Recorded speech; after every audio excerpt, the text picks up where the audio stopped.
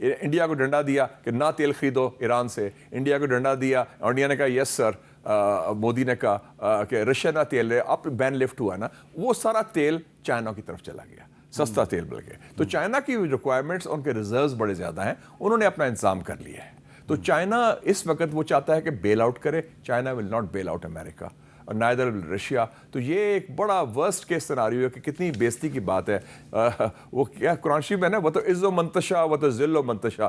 اللہ تعالیٰ اب یہ ان کا ذلت کا وقت آ گیا ہے، اور وہ اللہ تعالیٰ نے سمجھا دیا ہے کہ آپ کی جو فرعونیت تھی، آپ کا جو غرور تکبر تھا، وہ چکنا چور ہو گیا ایران کے سامنے.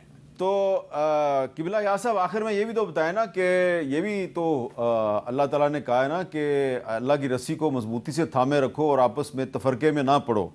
تو اس حوالے سے آپ کیا کہیں گے کہ اگر ہم خدا نہ خواستہ اس معاملے میں کسی پریشر میں آ گئے تو پھر کیا ہوگا؟ مجھے امید ہے اور میں خوشبین ہوں کہ اب تک اتنی زبردست پریشرز اور دباؤ کی کیفیات آئی ہیں، لیکن پاکستان نے مقابلہ کیا ہے. اور اس وقت بھی یہ صورتحال آپ دیکھیں کہ ایران نے سعودی عرب اور ترکیہ پہ جو حملے ہوئے ہیں ان کی تردید کی ہے، اور یہ کہا ہے کہ اسرائیل یہ حملے اسرائیل اس کا ذمہ دار ہے. تو سعودی عرب کا کردار بھی اگر آپ دیکھیں تو وہ بہت ایک خاموش کردار ہے، اور وہ اس پوری صورتحال سے مطمئن دکھائی نہیں دیتا.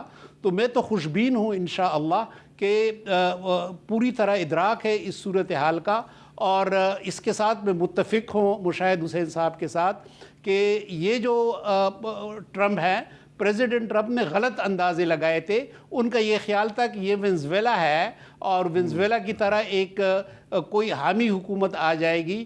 وہ چیز بالکل غلط ثابت ہو گئی ہے، اور باقی بھی ان کے اندازے غلط ہیں. اور اس وقت اسرائیل میں بڑی سخت پابندیاں ہیں پریس کے اوپر، میڈیا کے اوپر، لیکن صورتحال یہ ہے کہ اسرائیل کے اندر زبردست کلبلی ہے، اور وہاں پہ لوگ جو ہیں وہ خود یہ چاہتے ہیں کہ یہ جنگ ختم ہو. تو اس صورتحال میں ہمیں اطمینان کا پہلو جو ہے وہ یہ زیادہ ہے، امید کا پہلو زیادہ نظر آتا ہے. آپ نے کہا کہ اسرائیل میں پریس پر پابندیاں ہیں، تو ایک امریکی صحافی ہیں ٹکر کارلسن، ان کو بھی ٹرمپ صاحب کی طرف سے دھمکیاں دی جا رہی ہیں کہ آپ کے خلاف ہم غداری کا مقدمہ بنیں گے کیونکہ آپ ریاست امریکہ کے غدار ہیں.